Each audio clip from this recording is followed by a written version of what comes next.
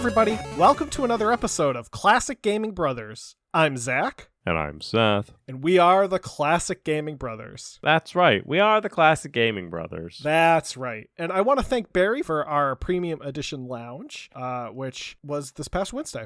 Anyway, welcome to another episode of Classic Gaming Brothers. I'm Seth. Seth, what have you been recently playing? So recently I've been playing Contradiction, Spot the Liar. Contradiction was released back in 2015 and was developed and published by Baggy Cat Ltd, which I think is a great name for a video game developer and publisher. So the game is an FMV game. So Contradiction, Spot the Liar, you play as Detective Inspector Jenks, and you have to puzzle through the lies that people tell you to uncover the mystery of a dead lady and to see her death was ruled a suicide, and you have to figure out if there was murder afoot. I was told that the game is best to go into blind and just going around as Jenks and asking people fun questions about the murder. It's well acted, and I think that's kind of cool how they layer game elements essentially over like a television show, which is kind of cool. And you're gathering information from people, and they're going to be telling you stories, and you have to try to figure out where the contradiction is. So if I say to Zach, I will see you on Monday, and then I tell Zach I have plans on Monday and they're not with him, that would be a contradiction because I cannot be in two places at once. So that would be the lie. One of them would be the lie. And it's cool. It's definitely like a budget television show. It's not necessarily like a AAA television show, but I would say that on a scale of 1 to 10, with 10 being Law and Order, we're doing Law and Order scales, right? So I would say that this game, the acting, is on par with, I would say, Law and Order SVU. It's neither good nor bad. Yeah, Dick Wolf would make a show out of this. I feel like Law and Order acting is like 2 steps above soap opera acting. Contradiction. So it's pretty cool. It's a fun game. I've been enjoying it. I'm excited to play more of it. I really like how they developed the story. The story's interesting. I mean, it's a bit tropey, but it's interesting nonetheless. And I'm excited to play more. Zach, what have you been playing recently? Seth, recently I've been playing... Thank you for asking, by the way. I appreciate it. Recently I've been playing Forgive Me, Father, which was developed by Bite Barrel and published by Fulgrim Publishing. It is a retro first-person shooter where you play either a priest or a journalist, go around killing monsters. It came out in 2022, but it was released in early access back in 2021. And it is pretty fun and spooky, and it does play like a classic first-person shooter. Seth and I were talking a bit before the podcast, and I think Seth was asking me if it's a bit like Doom. It has some Doom elements, though. I think it's a little bit more comparable to like Duke Nukem in terms of just the way the game plays, not in terms of like the tone. You're not like, hey man, I can't even do that. Hey, it's time to kick ass and chew bubble gum, and I'm all out of ass. It's it's not Duke Nukem. It has some modern sensibilities, I would say, also compared to other classic first-person shooters. It's just in the sense that you pick up like lore items off the ground or from bookcases. So like you'll find notes on the ground, and they'll fill you in on what's been happening in the world around you. Have you been playing as the journalist or the priest? I've been playing as the priest. Didn't you say somebody said "Forgive me, Father" to you? Yes, literally.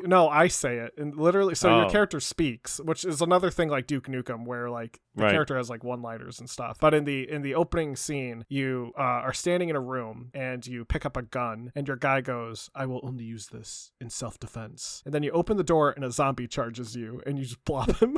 It's just like pop, pop, pop. And then he goes, "Did I kill a man? Forgive me, Father." And I was like, oh.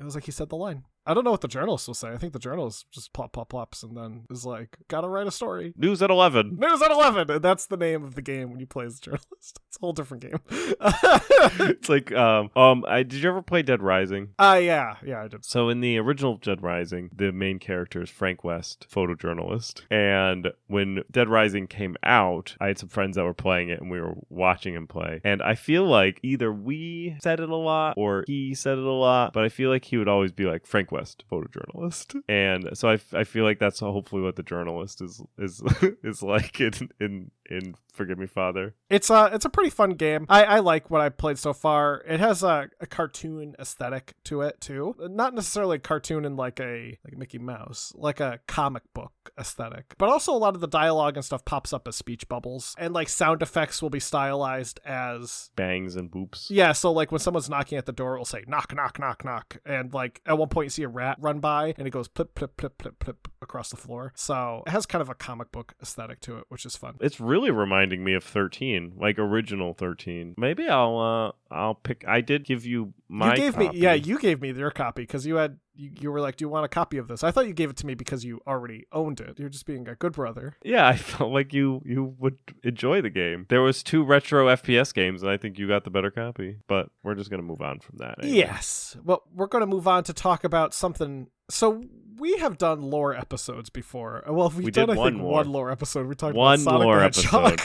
Yeah. And we talked about the lore of Sonic the Hedgehog. Yes. Which arguably you could make a point that we just told you the story about Sonic the Hedgehog. Right. We weren't like the Driller bot is this version of bot and came from. We didn't go into like that detail. We just went through. Anyway, we're revisiting the lore format, and we're going to be talking today about the factions in the game Fallout New Vegas, which is a great game. I love Fallout New Vegas. It's probably, I would say, my absolute favorite Fallout game. I played some of 1. I played a little bit of 2, I think. I've played all of 3, all of New Vegas, and all of 4. And I would say I had the most fun playing New Vegas. I will agree with you in that I played some of 1, some of 2, all of 3, all of New Vegas plus DLCs. I have not beaten 4. I really just haven't. I kind of petered out with 4. I think what I need to do is probably restart 4. But why would I restart 4 if I could just play New Vegas? But this is not an episode about discussing which Fallout game is better. Even though it's New Vegas, we're here to talk about the lore of the factions of Fallout New Vegas. And yeah, back in episode 87, we told you about Fallout and how it came to be. But we wanted to really expand on talking about how the factions work in New Vegas and go into this deeper exploration on these factions themselves. And there are a lot of different Fallout games, so we're just going to focus on New Vegas because it would probably take us multiple hours to go over all of the factions in all of the Fallout games. But we're arbitrary, so we're just going to pick New Vegas. We're not going to cover factions that you probably think we're going to cover. Right.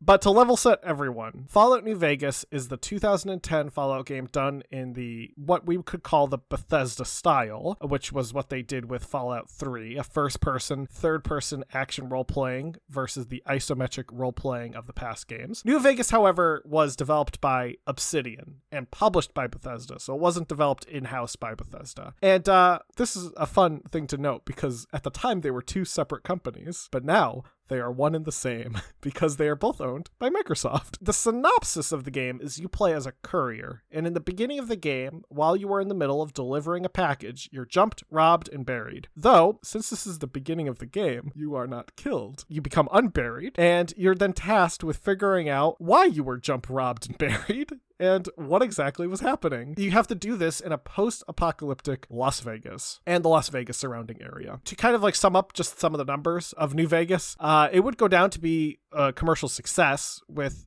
initially shipping over 5 million copies and with estimates that it hit 12 million in sales globally. Throughout the game, you encounter many different factions, but since the game is still relatively popular, we're not going to really go into spoilers on these factions. We're just going to talk about, what each faction is, their own history, and other details like the currency that they use. Because that's, I think, a fascinating element is that each faction has its own unique currency. If people like this episode, please let us know, because there are plenty of more factions in Fallout New Vegas versus the ones we're going to cover today, but there are also just factions in Fallout in general that we can cover. I actually think even though Fallout 4 is not a great game, I think the factions in that game are kind of interesting, especially the Railroad, and yeah. Like Zach alluded to, we're not going to go into detail on the smaller factions, but we're just going to stick with the main factions, as it were, starting with the New California Republic. So the NCR, or the New California Republic, is one of the more prominent factions in New Vegas. And one of the larger ones in the Fallout franchise, they ebb and flow as the actions of the players kind of helps them or hinders them. The New California Republic actually has the flag of the current day California flag, but instead of a bear, it is a two-headed bear. And it obviously says new in front of California Republic because the state of California's flag says California Republic. Now, the NCR is a faction that actually is cultivated through the games by the player as you play them. And it got its start in the original Fallout. And in the original Fallout, you had to find the Gek, which is the Garden of Eden creation kit. You find the Gek based on the game being over, and this game taking place after that game. It is assuming the player has found the Gek and given it to the settlement Shady Sands. And the Shady Sands settlement,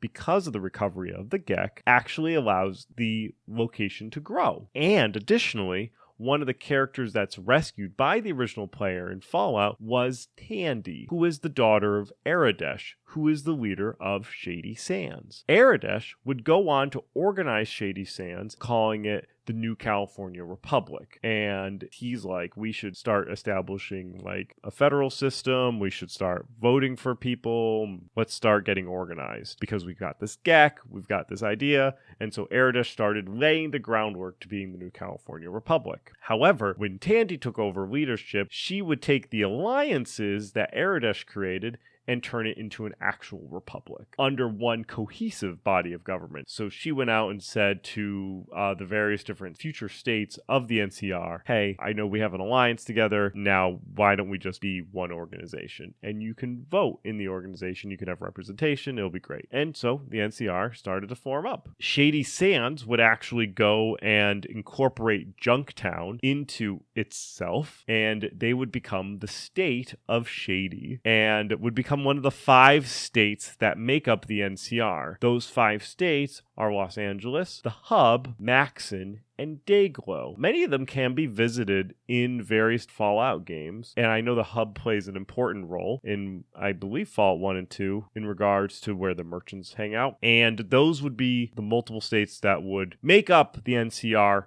when New Vegas starts. So NCR is already established. It takes up these areas in the region. Each of the states have a primary city location, and then they incorporated many of the smaller towns around them, which is kind of like what Shady did with Junktown. So they may be the state of Los Angeles, but it also has like all the little towns around the Los Angeles area that are all now creating this, I would say, large, but this larger organization. The NCR is a federal republic that has a representative democracy, where the representatives that sit on the Senate are elected by the people that live within the state that the senator comes from. However, unlike the United States, the legislative branch decides on who is the president and the vice president of the NCR. It's kind of almost like British Parliament. Simpler, yes. They also don't have multiple houses like the Senate, House of Congress. The NCR just has the elected officials. And by elected officials, they are referred to as congressmen, but each of the states have their own titles such as counselor, senator, representative, and the Hub calls them governors. Within the chamber, these titles are very important to the members. Though outside of the chamber, no one cares because the world is apocalyptic and everyone is shooting each other. They're just the guy in charge or the congressman. Now, the president, who the legislators elect, is allowed to serve for 5 years. However, there are no term limits. So he can serve for 5 years forever. The president also is allowed to use the vertibird for transport, whose call sign is Bear Force 1. I didn't know that, and I love that. You didn't know that? I did not know that. I love that. Vertibirds, for those who don't know, they're like helicopters. They're helicopter. I think that's great. I think if California ever succeeds for the United States, they gotta call it Bear Force 1. Oh, such a good name. The judicial branch of the NCR is just the various courts spread out through the NCR that abide by NCR laws. I also think, arguably, because the way the factions work in Fallout, the NCR assumes that they have more control than they do.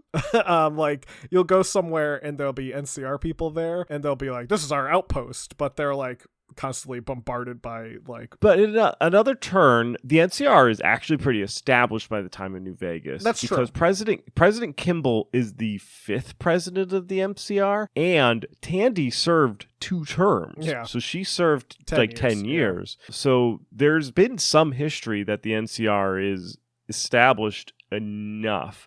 The issue with New Vegas is it's not their territory, which is why they don't have that big of a presence and why they're not like, it's not an NCR game. They're trying to get a foothold in New Vegas against the other factions, which we'll talk about. Specifically, the NCR is interested in the Hoover Dam because it still works and provides power. And there are other factions that are also interested in the Hoover Dam because it still works and provides power. And we'll actually talk about why the Hoover Dam still works later on in the episode. One of the things that I find interesting about the Fallout world is that you have, I would say, these relatively large factions, but still the overwhelming usage of bottle caps as a currency, which doesn't make a lot of sense if you think about government bodies. One of the things that a government body would want to do immediately is establish a currency, because then they can kind of control the flow of money, and it helps with economics as you kind of reestablish economy. But the bottle cap is really politically ambiguous. It's kind of like crypto coins, except physical, right? No one really governs them, and they just kind of exist. They are backed by a standard, and it's a water standard. In New Vegas, specifically, they still do use bottle caps as overwhelmingly as the standard, and your currency that you collect as a player are bottle caps. But there are faction-specific currencies that have an exchange rate into bottle caps, depending on who and where you are.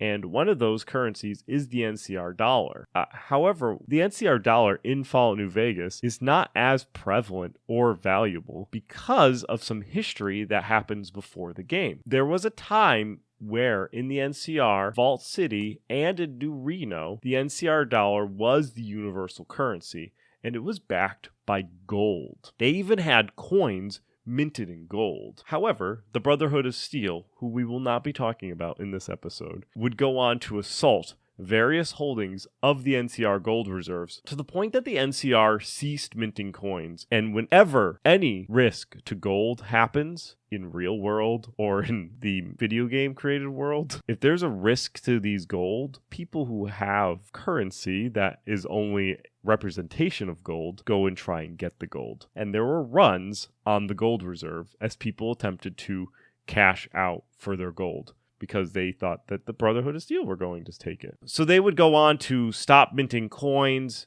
and they actually went beyond that, and they said, nope, our currency is no longer gold standard. The currency is worth what it is worth because they said so. And that is what we like to call a currency by fiat. And currency by fiat is actually a common practice today. Most currency in the world is currency by fiat. However, in Fallout, you don't have the safety net of a dollar being worth a dollar because so many people trade with the dollar. People weren't happy with the NCR deciding that it's going to be fiat time now, and people just stopped using it because they just went to bottle caps, including the hub, which isn't important. The hub is like the location because it's controlled and operated by a merchant consortium.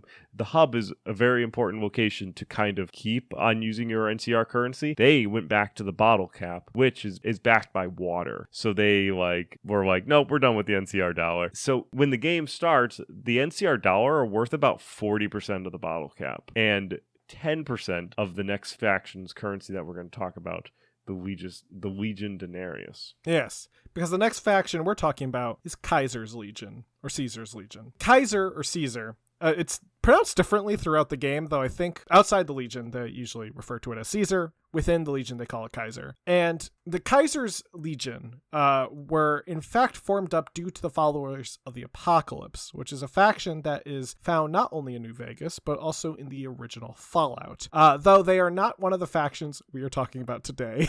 So, no Brotherhood of Steel, no followers of the Apocalypse. The followers of the Apocalypse were interested in studying the tribes that lived out in the Grand Canyon region, and sent a group that included Edward Sallow, who was the leader of the group, Bill Calhoun, the doctor, and Joshua Graham, who is a specialist in dialects, and also happened to be a Mormon. And they would end up getting captured by one of the tribes they were intending to study, the Blackfoot tribe, and held captive. Now, during their captivity, Salo realized that the Blackfoot tribe was going up against 7 other tribes in the area, and that they were not prepared to really engage with them. Salo, though, was very well versed in tactics. In order to get a better chance for his group's survival, he went out and taught the Blackfoot tribe various tactics to better their chance of survival. Salo helped them understand how to maintain their weapons, how to work together in smaller groups in combat, and taught them how to use explosives, and also other general military tactics that Salo learned from being obsessed with ancient Rome. With Salo's help,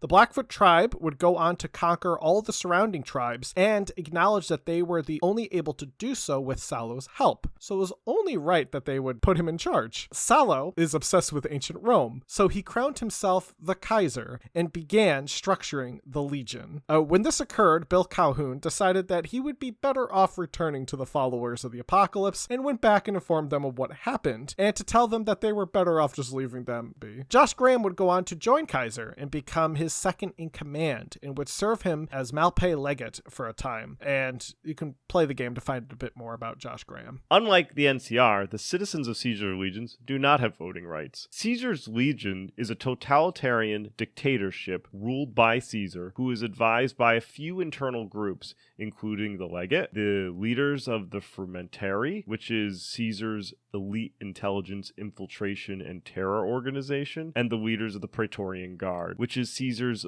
elite bodyguard group that is handpicked by Caesar. Caesar's legion is not only brutal, but many of the soldiers are, in fact, slaves. Through the conquering of tribes, the opposing force is then stripped of their identity and are smushed into the army to be members of the legion. However, the people who live in the legion territories are not considered to be a member of the legion. They are mostly left alone, albeit living under the protection of the Legion. Arizona, in fact, in the Fallout universe, was a lawless state for a period of time. Raiders roamed the roads, and getting across without multiple raider encounters was actually quite difficult. The Legion moved in and enslaved or killed all of the raider tribes, and Arizona is now quiet. However, the Legion is always at war and expanding, and they don't really settle down to build up buildings like the NCR might. They just build forts, and they hold their territory, and they won't let anyone else move in. So you have the peacefulness of being in it's Caesar's peace, his pax, as it were, that you get because you live within the Legion territory. However, you don't get to vote who's in charge. It's Caesar. And the government's not going to come and help you make infrastructure. The government's just going to crucify people and put them up on the side of the road. Yeah, they're doing that a lot. They're brutal in regards to their military and ideology.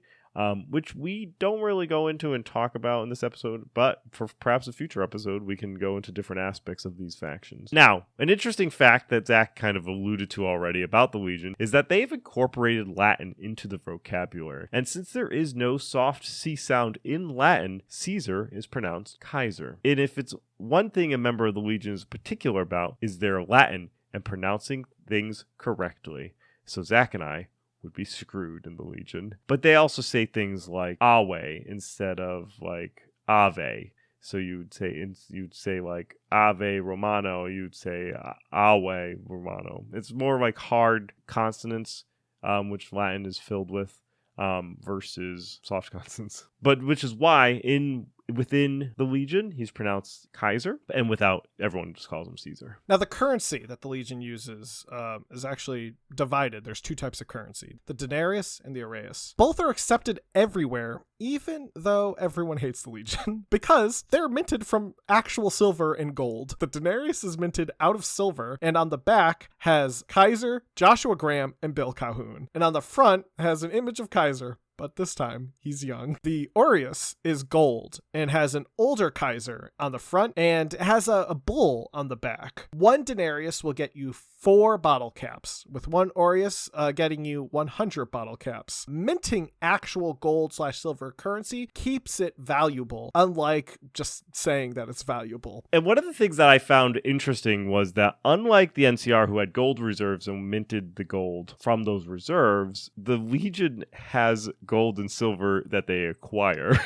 And then they melt it into currency. That's just one of the reasons why people hate them, is that they just come in and take everything and leave everything. Yeah, when you first encounter them, it's because you wander into a town that's been like recently purged by the Legion. Like there's tons of crucified bodies everywhere. There's a big pile of dead people in the center, and like there's just like a group of Kaiser's soldiers walking in. They're just like, "Hey, what's up?" Another thing that should be noted in Fallout New Vegas, the Caesar who's in charge of the Legion is the Caesar who founded the Legion. However, the NCR organization has already gone through President Kimball is their 5th president. So the NCR is a bit more, I would say, I don't know necessarily if they're old. I think they are a little bit older. So like they do have a little bit more. However, the Legion controls more territory than the NCR. It may be a lot of rural territory, but I've looked at a map of like Fallout New Vegas and faction controls, and the NCR is like southwest corner of California and like that area, and then the Legion is like the middle of the country, and then you get to the East Coast factions, which are depicted in like Fallout 3 and Fallout 4. The last faction we're going to cover today is kind of unique, not only to New Vegas the game, but New Vegas the location in Fallout, and that is House/the Three Families. The Three Families is a group of 3 different groups, all under the leadership of Robert House. Robert House is a personality all within himself, and he's essentially his own faction that he's just supported by the 3 families. It goes to kind of show you just how intense that personality is. Now, Robert Edwin House, or Mr. House, believes himself to be the president, CEO, and proprietor of the New Vegas Strip in New Vegas. The New Vegas Strip is a main area of the game, and it's one of the game's cities that you can explore, and it's well intact, unlike many other territories within Fallout. In all the Fallouts, New Vegas is probably the one that's most intact, and there's a reason for that. Because House is an interesting character, and he was actually just born a couple of years ago, June 25th, 2020. House would go on, currently, I guess he's growing up right now, he's 2. He's going to grow up and found a company called Robco, and he's going to become the leader of Robco Industries. Now, if you're familiar with the Fallout universe, you would know how ingrained Robco is with the universe. All of the terminals in the Fallout universe are run on a Robco OS, so that like all the terminals say like Robco OS because of House. And many of the robots, such as iBots, Protectrons, and Sentry bots, were all created by Robco.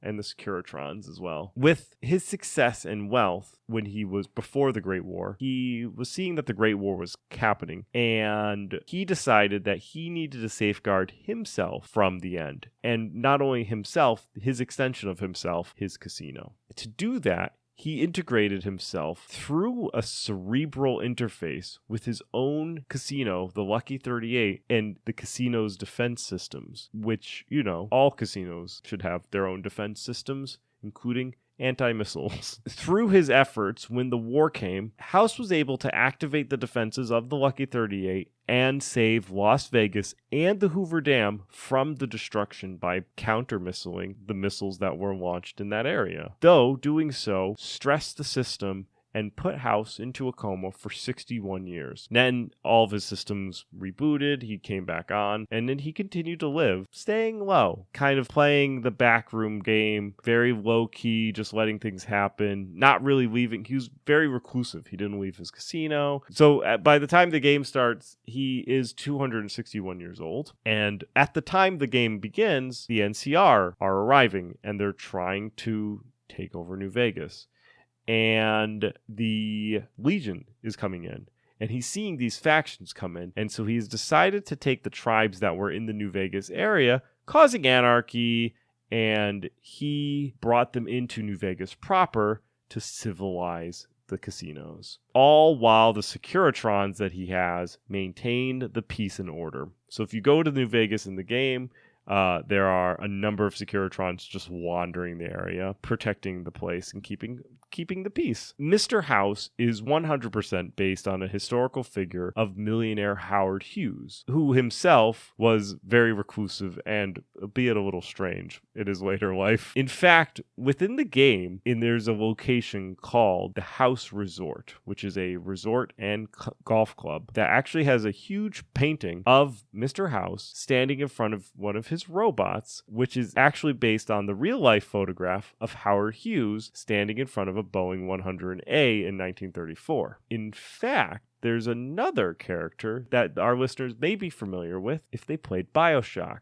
and encountered Andrew Ryan. And if you think that Andrew Ryan is a similar character to Mr. House, well, spoiler alert, they were both based on Howard Hughes. There is actually an Easter game in Fallout New Vegas that references BioShock, and you can play the game to find out what that reference is, an Easter egg. If you ever want to just know, you could just email us and I'll let you know. So outside of House's casino, there are 3 main casinos: the Tops, Gomorrah, and Ultralux. Each of these casinos are run by one of the 3 families. The Tops is operated by the chairman, which was the first tribe to be recruited by Mr. House. The leader of the chairman is Benny, who is Mr. House's right-hand man and is one of the main characters in the New Vegas game. They are grateful for House bringing them on board, thinking that they would still be raiders and being more primitive than where they are now. The Tops and the chairman are stylized to be very Rat Pack-ish, as in like Frank Sinatra. Everyone dresses in nice suits. They're all like 50s style. Sinatra music is playing when you explore the casino. A little different than the other casinos, especially Gomorrah, which is operated by the Omertas, who were recruited by Mr. House because they reminded him of the mobsters that used to operate in New Vegas. The Omertas are run by Nero, and with a name like that, I'm sure you can figure out where his loyalties lie. Nero pretends to be loyal to Mr. House, but he is actually loyal to Kaiser's Legion. Gomorrah is kind of a sleazy den. It shows the underhandedness of New Vegas when you're visiting. The casino is in the center of all the operations that the Omertas run, and this includes extortion, racketeering, and prostitution. The last family is the White Glove Society. They were recruited by Mr. House and operate the Ultralux Casino. They signed a deal with Mr. House to keep their dirty secret, while the casino is truly the embodiment of refinement. The most elite experience is had at the Ultralux, though everyone is required to wear only the fanciest of attire. All the White Glove Society wear formal wear, and many of them wear a White Society mask, which is a fancy mask that looks like something someone would wear to a masquerade ball. Yeah, they're like two-tone, like white and gold. Yeah, white and gold masks. Yeah, I remember that. The White Glove Society has 2 leaders who are in contention with each other, Marjorie and Mortimer. They each have their own opinion about their organization's history and what path they should go on, which of course the player can help with, as it has to do with their dirty little secret, which is the fact that Mortimer likes to eat people. That's right. And that's what their tribe used to do. So the tribe is factioned between the people who don't like to eat people and the people who do like to eat people. There's actually there's a perk in Fallout New Vegas, because Fallout New Vegas has the perk system, and one of the perks is cannibal. And so you're able to eat people if you want to eat people, and you would have a fun time doing the Ultralux plot. However, there is a perk that is called like the Champion Eater or something like that, Breakfast of Champions, and part of that perk requirement is eating Mr. House. I think built a character who was the Butcher of New Vegas. Or the Butcher of the Wasteland. Or no, the Butcher of the Mojave. That's what you called him. Who's like the low intelligence and also eats people. Low intelligence, 10 strength, all melee, just beats the crap out of people and eats them. I should just play him again. Oh, I don't think he went very far. So yeah, there we have it. So those are the 3 main factions in Fallout New Vegas. If you enjoy the series, or maybe just when we decide that it's time to do another lore series, we can discuss other factions. There's a lot of material. Brotherhood of Steel. There's more material.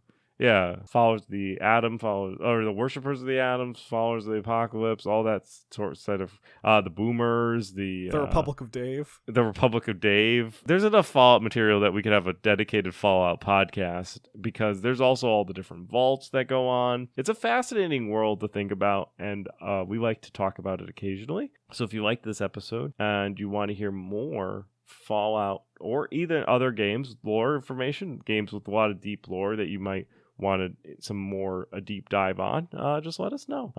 And because there's even more information about 3 things that we talked about today beyond more that we can cover. We literally could have done an episode on the NCR or the Legion by themselves. Well, now to get into our Retro Rewind. Seth had me play Claw by Monolith. which is a company that also produced the game Blood, which I talked about before. I love the game Blood. This is actually the second game that they made after they made Blood. Claw is a 2D side-scroller where you play as Captain Nathaniel Joseph Claw, a cat who is also a pirate. You must fight your way to freedom after you've been captured by the Cocker Spaniards, who are a group of dogs who have sunk your ship. It's a really fun game. I do think the platforming is a bit tight. It's just like trying to make certain jumps. I was like this close, but if I was like on the edge, I would have gotten it, sort of deal. Beyond that, I enjoyed it. I played it a bit longer than I expected to play it, and I actually would recommend it. And there's a version that's available to download for free online through a Captain Claw fan site that has still been updated for like years. And you can download a version that runs perfectly fine in Windows 10. It actually the fan site might be run by one of the original devs because it has a lot of stuff on Captain Claw. So yeah, I recommend it. I think it holds up. It's a fun game. You can tell it's a Monolith game because some of the humor that is found in Blood kind of comes up in Claw, like the way the character makes snide remarks and stuff like that. Next week, Seth, I want you to play a game for the Sega Genesis, Wings of War, spelled W-O-R, not W-A-R. Oh, fun. So Zach had me play Wolfenstein 3D, which I did. It was developed by id Software and published by Apogee, originally released in 1992. You play as good old BJ Blazkowicz. We talked about BJ Blazkowicz when we did our Wolfenstein episode. And BJ is escaping from a Nazi German prison. This is the first time he's escaped from a Nazi German prison. It won't be his last. And the prison that he's escaping from is Castle Wolfenstein, hence the name Wolfenstein. And while he's doing this escape, he's also taking care of business, which is mostly killing Nazis. It is a first-person shooter, and you blast people. It's great. Sometimes I feel like I'm playing through that old Windows screensaver with the walls where it's like a maze. Yeah, I love that except screensaver. I have a gun. To be fair, that would make that screensaver so much better. Probably why I like that screensaver so much. It just reminded me of Wolfenstein. The original time that I played Wolfenstein was when my father took Wolfenstein. We talked about this when our dad came on our episode. He got Wolfenstein from his place of employment, not like as a perk, just as something that That'd be funny. Like, like, you've worked here for 1 year, Bill. Here's a copy of Wolfenstein 3D. Go shoot some Nazis. It was essentially trash for the work, and he took it home, and he stored it in his roll-top desk, which I took from and would play it on the computer when nobody was home. I really enjoyed Wolfenstein back then. Still enjoy Wolfenstein still. I think it holds up. It holds up more if you like classic first-person shooters. If you are younger, it may be a little too basic, but like, because even like Doom, which came out after Wolfenstein 3D, it has more like modern day things than Wolfenstein 3D, but Wolfenstein 3D is still a good game. He does also, the cover always looks a little silly. Isn't he like in a jumpsuit or some weird outfit or something? Oh, he's wearing like a prison uniform. He's in prison. Arguably, he's not in a really good prison. You literally just open the door. Yeah. And I think you start with a gun. Yeah. I don't know if there's like a story that explains it, but there's probably in the manual or yeah, comic. I think it's like they're about to like give you food and you sneak attack. Because there is a dead guard in the first room. Yeah. And that's where you get the gun from. Anyway, for next week, Zach, you could play Star Trek Away Team from 2001 because that's a game that I think I enjoyed. Okay. It's a ringing endorsement. I definitely owned it. That's going to be our lore series episode on the Fallout factions. If you want to hear more episodes like this, you can always send us an email at classicgamingbrothers@gmail.com. If you want to be able to follow us and see what we're up to, you can follow us on Facebook, Instagram, or Twitch at Classic Gaming Brothers. You can also follow us on Twitter at CG Brothers Pod. Next weekend, this coming Friday, tune in at twitch.tv/Classic Gaming Brothers, and you will be able to watch Zach and I, and possibly friends of the podcast, playing video games for 24 hours. It'll be great, a lot of fun. We're gonna have a blast. Possibly our dad's going to show up, and we're raising money for charity, and it's for sick children. So it's great. It's a great cause. We're gonna be staying up all day and all night, and then we're gonna be really sleepy on Sunday, and then we're gonna have to go back to work on Monday, and that's gonna blow. So it's gonna be a fun weekend, and then it's gonna be a horrible weekend. So yeah, check us out. at twitch.tv, Classic Gaming Brothers. Tune in anytime. Send us some dollar bills for the children and all that jazz. And give us some recos for games that you want to see us play, and we'll put them in the pipeline of games to play. We'll have 24 hours to fill. Maybe we'll play some Fallout. No, we probably won't play Fallout. But anyway, check that out. It should be a lot of fun. If you stop by for a second or an hour, whatever. We'll also be, if you're in our Discord, you can email us if you want to get access to our Discord. Some people have access, some people don't. If you're in our Discord, we'll be hanging out there. Send us an email and we'll send you the Discord link, and you can join us when we go into our public chat forums, and you can talk to us live. If you ever wanted to talk to a Classic Gaming Brother live and in person, it will be recorded, so we'll be live. Anyway, I'm sure I'm missing something. Zach, am I missing anything though? Yeah, don't play games like my brother. And don't play games like my brother. I've been Zach. I've been Seth. And we have been the Classic Gaming Brothers. That's right. Right.